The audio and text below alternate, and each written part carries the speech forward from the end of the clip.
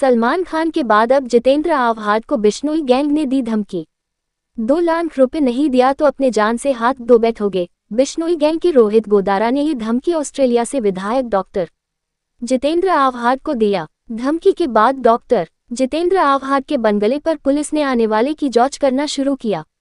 आज उसी Lawrence Bishnoi gang की तरफ से राष्ट्रवादी कांग्रेस पार्टी शरद पवार गुट के विधायक और इंडिया गठबंधन के राष्ट्रीय प्रवक्ता डॉक्टर जितेंद्र आव्हाड को आया है। बताया जा रहा Lawrence Bishnoi gang member Rohit Godara ने ऑस्ट्रेलिया से जितेंद्र आव्हाड को 2 लाख रुपए के लिए जान से मारने की धमकी दी है।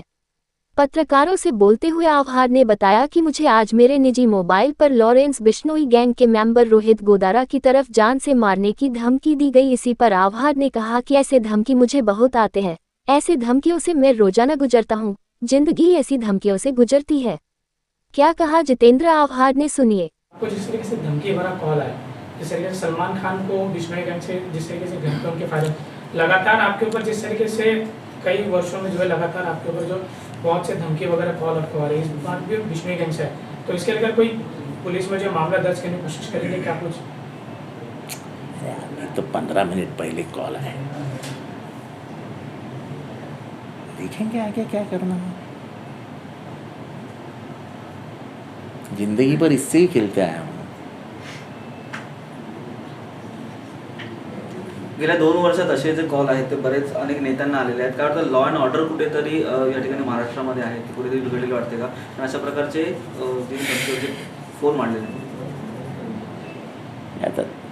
आता ह्या सगळ्यावरतीच बोलून नवीन वाद उत्पन्न करण्यापेक्षा थोडं शांत डोक्याने हे प्रकरण हाताळू द्या। तर उद्धव ठाकरे यांच्याकडे वर्षावरती अनेक वेळा मान अपमान सहन करावा लागला असं मुख्यमंत्री म्हणतात। त्यांना फोन देखील आला की तुम्हाला परत मुख्यमंत्री बनवतो उद्धव ठाकरेंचा। मी वसईच्या चहाच्या टपरीमध्ये असताना मला फोन आला, मात्र फार उशीर झाला असं त्यांचं म्हणणं होतं एकनाथ शिंदेंचं। हे बघा, ह्या सगळ्या गोष्टी फक्त उद्धव ठाकरे आणि एकनाथ शिंदे यांच्या आतमध्येच आहेत, त्याच्यामुळे आम्ही त्याच्यात काय जाऊन बोलावं? त्यांचा मान होता नव्हता, अपमान झाला होता नव्हता, त्यांना किती सन्मान दिला जायचा, हे सगळं उद्धव ठाकरे आणि मुख्यमंत्री साहेब यांच्या दोघांमध्येच आहे ना, आम्ही कुठे जाणार त्याच्यामध्ये? तर तुमची जी एक मागणी होती की जातीनिहाय जनगणना व्हावी, हा जो प्रश्न आहे तो तुम्ही अनेक वेळा बोलून दाखवलेला होता, परंतु आज पाहायचं झालं तर अजित पवार यांच्या जाहीरनाम्यामध्ये देखील हा मुद्दा आहे तो ठळक जो आहे तो घेण्यात आलेला आहे। कसं बघताय या मुद्द्याकडे? पण त्यांचा जाहीरनामा आहे, त्याच्याविरुद्ध मला काय मी का बोलू त्यांच्या विरुद्ध? ते ठीक आहे ना, त्यांनी BJPकडे मागणी करावी। आणि जसं मी सांगितलं तसं की त्यांची आणि मोदींचे खूप चांगले संबंध आहे असं ते जाहीर सांगतात, आणि ते म्हणतात की मोदी माझं म्हणणं ऐकतात, अमित शहा पण माझं म्हणणं ऐकतात। या दोघांकडेच हे म्हणणं मांडायचं आहे की बाबा जातीनिहाय मोजणी झाली पाहिजे, लोकसंख्येची मोजणी ही जातीनिहाय झाली पाहिजे, ही मागणी अनेक दिवस महाराष्ट्रात आहे, त्याला मान्यता देऊन टाका। सर, काँग्रेस जर सत्तेत पुन्हा आली तर घुसखोरांची भर पुन्हा काँग्रेस करेल असं मोदी म्हणाले। मोदी काय बोलतील आणि काय नाही याच्यावर आमच्या थोडी मर्यादा आहेत। महाविकास आघाडीच्या काळात फडणवीस नाही तर गिरीश महाजन आणि आशिष शेलार आणि प्रवीण दरेकरांना अटक करण्याचा डाव होता, आणि माझ्याकडून देखील नगर विकास खाते काढून घेण्याचा यांचा डाव होता। ठाकरेंचा नक्कीच आता वाद निर्माण झालेला आहे। नेमकं असं आहे की आपण ह्यापूर्वी कधी बोलला नव्हता, आणि निवडणुकीच्या काळात जेव्हा आपण असं बोलता तेव्हा लोकांच्या मनात आपल्याबद्दलच संशय येतो ना, की निष्कारण निवडणुकीमध्ये नको तो वाद आणण्याचा प्रयत्न करत आहेत। आणि मला तर काय, मी होम डिपार्टमेंटला नव्हतो, माझा काय यांच्या वरिष्ठ होते अजित पवार, एकनाथ शिंदे, हे सगळे मोठे नेते होते, ते मुख्यमंत्र्यांशी बोलायचं। आम्हाला कधी महिन्यातनं 1.5 महिन्यातनं 2 महिन्यातनं एकदा बोलायला तर मिळालं। त्यामुळे आम्हाला काही माहीत पण नाही काय कोणाचं काय होतं, फायली बनवत होत्या का नव्हत्या, त्याच्याशी आपला काही संबंध नाही, ज्याच्याशी आपला संबंध नाही त्याच्या बाबतीत बोला कशाला? स्वतः उद्धव ठाकरे मुख्यमंत्रीपद सोडलं होतं, मात्र हे जाणे स्वतः म्हणून उद्धव ठाकरेच याच्यावर खुलासा करतील ना, उद्धव ठाकरेच याच्यावर खुलासा करतील, आणि त्याने तो करावा असं माझं मत आहे। हे जाणीवपूर्वी जे केलं जातं आहे त्याच्या विरोधात बोललं पाहिजे तर उद्धव ठाकरेंनीच बोललं पाहिजे. मी बोलून काय होणार आहे?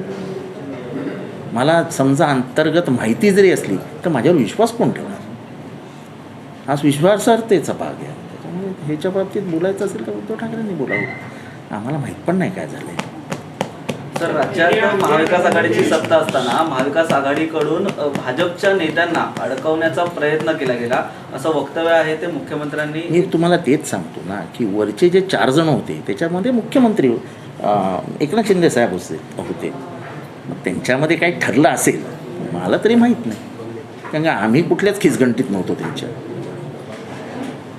कारण का एकनाथ शिंदेशिवाय मुख्यमंत्र्यांना करमायचंच नाही.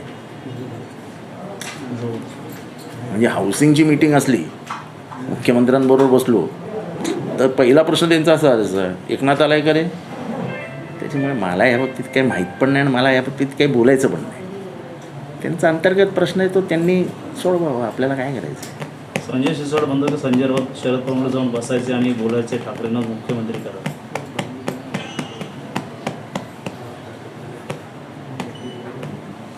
मला संजय राऊत आणि शरद पवार काय बोलायचे याच्याबद्दल ते शिरसाटांना आधी माहिती असेल, काय कॅमेरा बिमारा त्यांनी लावला असेल. मी तर असले काय उद्योग करत नाही, त्यामुळे मला काय माहीत नाही बाबा शिरसाट आणि म्हणजे राऊत आणि शरद पवारांमध्ये काय बोलणं झालं. शिरसाट हे अंतर्ज्ञानी वगैरे काय असतील तर त्यांना अधिक माहिती असेल. लोकसभाच्या निवडणुकीनंतर मंत्रिमंडळाचा विस्तार होणार आहे असं मुख्यमंत्री. लॉलीपॉप द्यायला काय आपल्याला लॉलीपॉपच द्यायचे ना. आपण बघितलं ना ठाण्यापासून गेली 25 वर्ष फक्त लॉलीपॉप. पण यशस्वीपणाने लॉलीपॉप तोंडात देणं आणि ते चोखट ठेवणं, म्हणजे त्याला चोखायला मजबूर करणं, ही त्यांची जी कला आहे ती मी तरी अनुभवलेली नाही अजून कोणाकडे आहे. तुला स्टँडिंग दिला, तुला महापौर केलं, तुला सभागृह नेता केलं, तुला देऊन टाकलं, असे 5-5 तलवारी त्यांनी एका मॅनात ठेवल्या होत्या. देवराम भोईरला किती वेळा इथे गुळ लावला आहे? संजय भोईरला किती वेळा गुळ लावला आहे? त्याच्यामुळे ते एकनाथ शिंदे ते लॉलीपॉपची फॅक्टरी घेऊन स्वतःबरोबर फिरत असतात.